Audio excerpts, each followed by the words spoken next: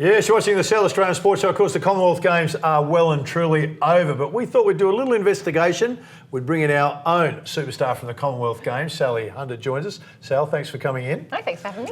Now, we want to find out a little bit about what it was like at the Com Games for you and what it'll be like for the athletes. Then, of course, going to the Olympics, and then we want to get down to what happens after the Com Games. So we're multitasking. Now that you've got a 4-month-old baby, I know you can multitask, Sal. Yep. So let's go back to 2006 for a moment. Here in Melbourne, your first Commonwealth Games.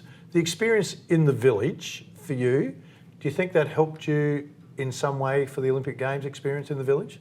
Definitely, because it was my first ever experience of an Australian team. It was the first time I'd qualified for the Australian team, and it was village life. So you got to live with all the other Australian athletes and your fellow swimmers and have a dining hall and everything for the first time and have to catch a bus to and from training, make sure that you got the right one. So it was a really good sort of stepping stone to go to Olympic Games because it's just a smaller sort of version of it, and it does prepare you. All right, you know, they talk about the distractions of the village, because you tend to be in your own cocoon in swimming. We're in our own cocoon in basketball. The footy players are in their own cocoon, but suddenly you're thrown into this environment. How big an adjustment for you as a young athlete to get used to that?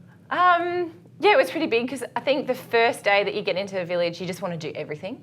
So you get everything, you get your uniform, you get to see where your room is, and somebody sort of shows you around so you get to know the lay of the land. But you just want to do everything. It's sort of like, oh, you get to go here and have free games, or you can go here and have a free haircut. And so you kind of like get really excited about everything and want to do everything. But it's a fair lot. It's a lot of walking actually. Like in the village, they're usually quite spread out. So we usually get told we have to calm down a fair bit and just try and not see everything in the first 2 days and spread it out over the 12 days. I would love to. You would be hopeless. I would love to go to the village.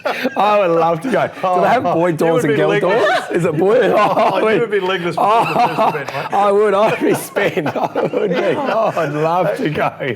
So 2006, let's jump to Glasgow, 2014. Yep. Silver medal in the 200-metre breaststroke for you. Yep. What's that moment like when you hit the wall, you look around, you see the clock, and you know you've got a silver? It was unbelievable. For me, it was a lifetime of really hard work, and it sort of just paid off in that moment. I went into that race. Just a minute, I don't mean to interrupt you, but you went into that race and there was a lot of people saying that you were done, couldn't swim anymore, it was going to be a disaster for you. I was 29, so people thought that I was done a long time ago. No, but you go in with people saying that about you and you swim a personal best. Yeah, so people said to me after the London Olympics that I should retire, and then the following year won 2 national titles and won silver at the Worlds, and then kept going, and in 2014 won my first individual medal, which was the Commonwealth Games silver in the 200 breaststroke. So look, going in, I was a bit more relaxed, and I was also pretty confident because I trained really, really well going in, and I just thought, you know what, I'm ready to have a crack here and see what I can do. And you know, the girl that beat me was Taylor McEwen, and she ended up just beating me, but I did a massive PB and she had to do a PB to beat me as well. So for me, it was sort of a bit of an icing on the end of a cake, if everyone is saying, you know. All those people that said, get rid of it, you're done, was that motivation, do you think, too, just to say, I'm going to show you? Yeah, definitely. Do you talk to those people anymore?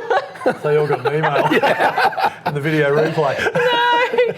No, I don't talk to them anymore. I think for me, them telling me it was done, but I knew in my heart that I wasn't finished after 2012. I wanted to keep going and see what I could do because I thought I could get faster, and I found a coach in Peter Bishop that believed that I could go faster as well. So it was just a really good feeling to get there in the end. And I had, you know, my mum and dad and over there watching, and my husband actually just caught a plane out in the morning to go to Paris for work, but my cousins were there as well. So for me, it was sort of, it was so good to have them there when I won something and won silver, and yeah, it might not have been gold, but I was still pretty happy. Yeah, I'd imagine. 2016, the Olympics weren't good for the swimmers, and we build ourselves in Australia. We hang our hats on how good the swimmers are at the Olympics. 2018 Com Games, 73 medals won by the swimmers. I mean, unbelievable. 28 gold, 21 silver, 24 bronze. So a massive turnaround. I understand it's only the Com Games, but it's a terrific lead-in now to 2020, isn't it? I think it is. 2020 will be a whole different ball game again, and Olympics is a completely different thing to a Commonwealth Games. But for me, I think there was a lot of crap that the Australians gave the Australian swim team when they selected so many people. It was the biggest team that we'd taken for a long time away, and they took people who didn't even get B qualifying times. But for me, if you're going to have something in your own country, and you want to give these younger kids a chance, you've got to give them a chance. So these kids that probably would have missed other teams to go to World Championships and things got to go to this Commonwealth Games teams, and they did a fantastic job. They stepped up. So I think that's where a lot of our medals came from. And we got, a home crowd advantage. You can't beat that. And a lot of those guys are from Queensland and they just did an amazing job. But I definitely think that the younger guys stepped up when they were given a chance. The swimmers now. So, most people think Commonwealth Games over, all the athletes can sit back, retire and watch the footy on TV or the rugby, wherever they are and whatever they choose to watch. It's not the case, is it? No. So in Glasgow, we actually were sent home as soon as the swimming was finished because we had the Pan Pacific Championships on the Gold Coast 3 weeks later. So we had no choice. We had to come home, get into training and then got shipped out again to compete. How tough was that? That was hard because we weren't allowed to do the opening ceremony. We weren't there to see any other sports. We were basically shipped out the next day to get ready for another event. So that was kind of hard because you didn't get to enjoy the whole Australian team atmosphere, and we have such a good team over there of all sports.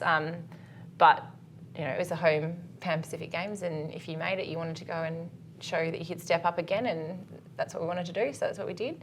But yeah, that's what they're preparing for again now. So they've got a couple of months now to prepare for that, but they probably would have had 1 week off, maybe 2 if they're really lucky, but most of them would be getting back into training now and getting ready for the Pan Pac. How many weeks, months do you actually get off? Because it's a sort of sport that you've got to, if you have 2 weeks off, it's hard swimming as it is. I'm not the swimmer, crikeys, but you just seem to think they're always doing something.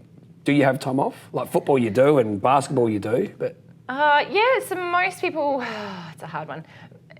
We've got sort of 2 lots of swimming. So we've got long course swimming, which is half of the year, and then the short course swimming, which is the other half of the year. And now the short course swimming is becoming as big as the long course swimming. So a lot of people won't have much of a break. You might get 2 weeks off, maybe 3 a year. So it's usually spread out over a year. Obviously the trials this year were in a lot earlier, so in February. So then that sort of changed when people had their breaks and stuff as well. And the next sort of 2 to 3 years, our schedule's sort of changing a fair bit in swimming. So I think that when they have breaks is going to change and how much break you have changed. I think the most I ever had off in my career, I spent 10 years at top level, was 4 weeks, and that was after the 2008 Beijing Olympics. Wow, That's so the most I ever had off. you do love the black line. Yeah. You must love it. There was talk about not having a roof there, how it affected the performance of the swimmers. And most people that don't swim or haven't been around swimming go, well, that doesn't make sense. If it's raining, you're in the water, what's the difference? But we know for the backstrokers, it's about lining themselves up with something on the roof. But for breaststroke, is it? Oh, look, I swam there for the Pan Pacs, and it was, when it rains there, it does get quite cold and blowy. So, it can affect you, but a pool's a pool. Yeah. At the end of the day, and it's not like I'm in a pool that's raining and the other people are in an indoor pool and I'm racing them. I think when everyone's in the same pool, it's fine. And in Australia, there's so many outdoor pools that a lot of the guys that knew they would probably be in that Commonwealth Games team did a bit of outdoor training to make sure that they were preparing themselves for it. Hey, just quickly before we go, who impressed you most in the swimmers? Now, I should let the viewers know that Sally has a 4-month-old baby, which was only sleeping 2 hours a night, so she didn't get to watch all of the Com Games, in and out, drifting in and out. But the bits you saw, who impressed you? I had a few favourite moments. The women, when they broke the 4x100 freestyle relay world record, that was pretty impressive with Kate, Bronte, Shayna and Emma. Ariane Titmus, she's an up-and-coming girl. She's going to be one to reckon with, I reckon, in the future. She did a pretty amazing job.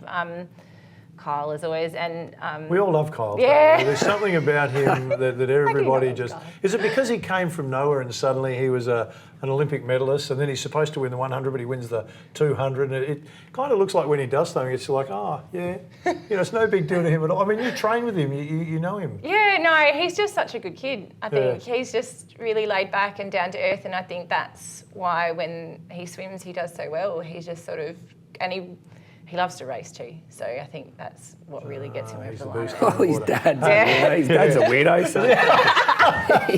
Someone in the family's normal. I'll let Brett know you said that about him too. Hey, Sal, thanks for coming. Always great to catch up with you. I hope the baby gets some sleep and you can catch up on some sleep. Stay with us. Still a bit more to come on the show.